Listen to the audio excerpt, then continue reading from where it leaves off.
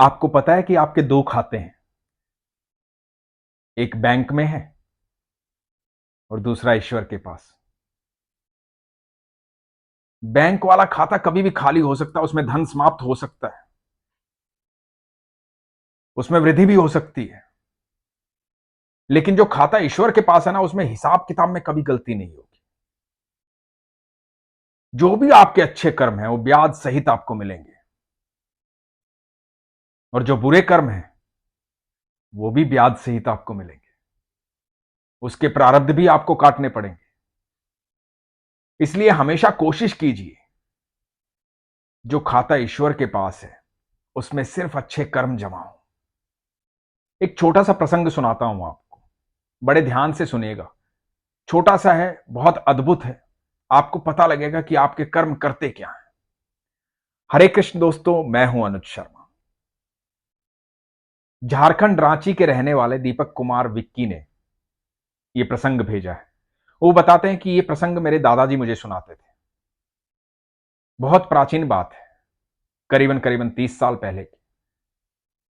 एक पति पत्नी किसी काम से जा रहे थे, अपनी गाड़ी में थे। रास्ते में गाड़ी खराब हो गई। जहां गाड़ी खराब हुई वो जंगल का रास्ता था। रात्रि होने वाली थी, गाड़ी खराब हो गई थी। कुछ गहने थे इनके पास, कुछ धन था इनके पास।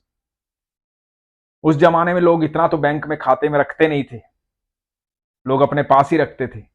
लोग गहने भी पहनते थे, तो इनके पास भी गहने थे।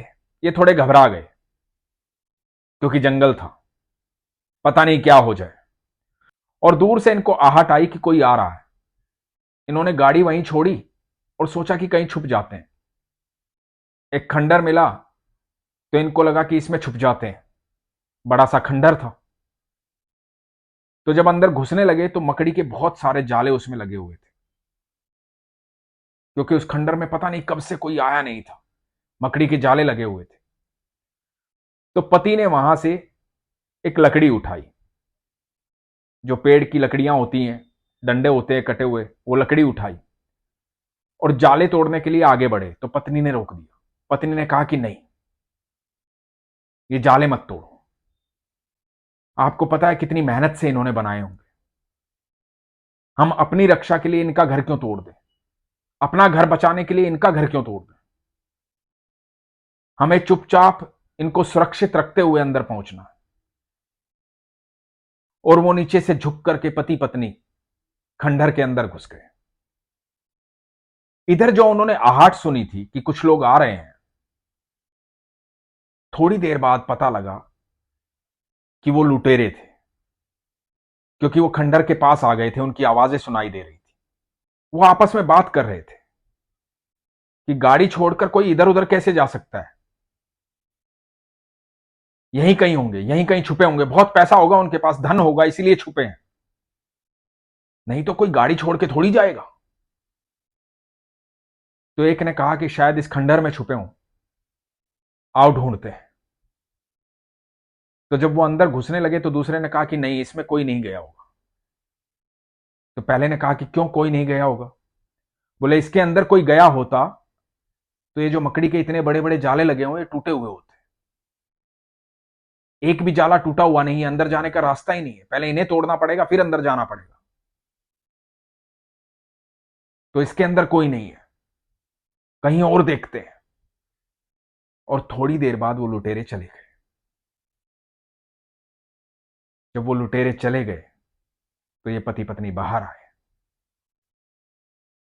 इस प्रसंग का मतलब ये है कि इनका जो कर्म था, कर्म ये था कि इन्होंने मकड़ियों के जाले को बचाया था, उनके घर को बचाया था, उनकी रक्षा की थी। पत्नी ने कहा था कि नहीं, इनका घर मत तोड़ो, इनका घर नहीं तोड़ेंगे अपना घर बचाने के लिए।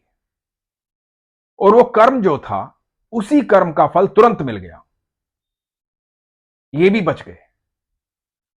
मकड़ियों ने भी तुरंत जवाब दिया कि तुमने हमें बचाया है, हम तुम्हें बचाते। ये तो एक प्रसंग है, लेकिन सच यही है। आप यकीन मानना, जब भी आप किसी की मदद करते हैं, बिना चाह के मदद कीजिए। जब भी मदद कर पाए, किसी की भी मदद कीजिए। आपके वो कर्म जो हैं वो ईश्वर के खाते में जुड़ते जा रहे हैं और उनका फल आपको उस समय मिलेगा जिस समय आपको सच में ऐसा लग रहा होगा कि अब मैं फंस गया हूं, यहां बच नहीं सकता, और उस मुसीबत से आपको ऐसे बचा करके निकाल लिया जाएगा, क्योंकि आपने इतने अच्छे कर्म अपने खाते में जमा कर रखे हैं कि कोई भी मुसीबत, कोई भी दुख, कोई भी परेशानी आप तक नहीं पहुंच पाएगी। आपके अच्छे कर्म, आपका ईश्वर पर विश्वास आपके चारों तरफ एक अदृश्य घेरा बनाता है, एक सुरक्षा घेरा जो आपको सुरक्षित रखता है। जितनी भी नकारात्मक ऊर्जाएं आपकी तरफ आती हैं, उस सुरक्षा घेरे से टकराकर वापस चली जाती है।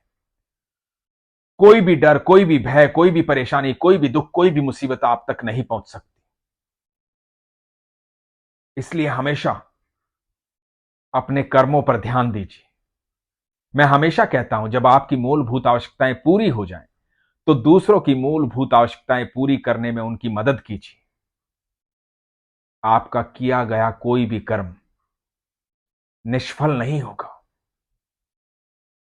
आने वाले समय में आपको अपने आप पता लग जाएगा कि आप किस मुसीबत से बच गए हैं। हमारे जीवन में बहुत सारी ऐसी घटनाएं होती हैं जहां हमें चुपचाप दुख से निकाल लिया जाता है। कोई अचानक से आ जाता है हमारी मदद करने के लिए, कोई अचानक से हमसे मिल जाता है। जीवन में छोटी छोटी घटनाएं ऐसी होती हैं जहां हम अपने आप को सुरक्षित महसूस करते हैं। यह अचानक से होता है। बड़ी छोटी छोटी सी बातें होती हैं। कभी रास्ता भटक जाते हैं, कभी किसी दुविधा में फंस जाते हैं, एक साधारण सा व्यक्ति आकर के हमारी समस्या का हल कर जाता है। यह सिर्फ हमारे कर्मों की वजह से होता है, क्योंकि जब ईश्वर के खाते में हमारे अच्छे कर्म जमा होते हैं, तो ईश्वर बहुत सारे लोगों को हमारे आसपास इसलिए लगा देते हैं कि हम किसी भी मुसीबत में ना पड़े, कोई भी दुख हम तक ना पहुंचे। ईश्वर व्यक्ति के मन में बैठ करके उसे आदेश देते हैं कि चल इस बच्चे की मदद कर, क्योंकि इसने हमेशा अच्छे कर्म किए हैं। इसलिए हमेशा कहता हूं, अपने विश्वास को मजबूत रखिए, अपना ख्याल रखिए। हरे कृष्ण।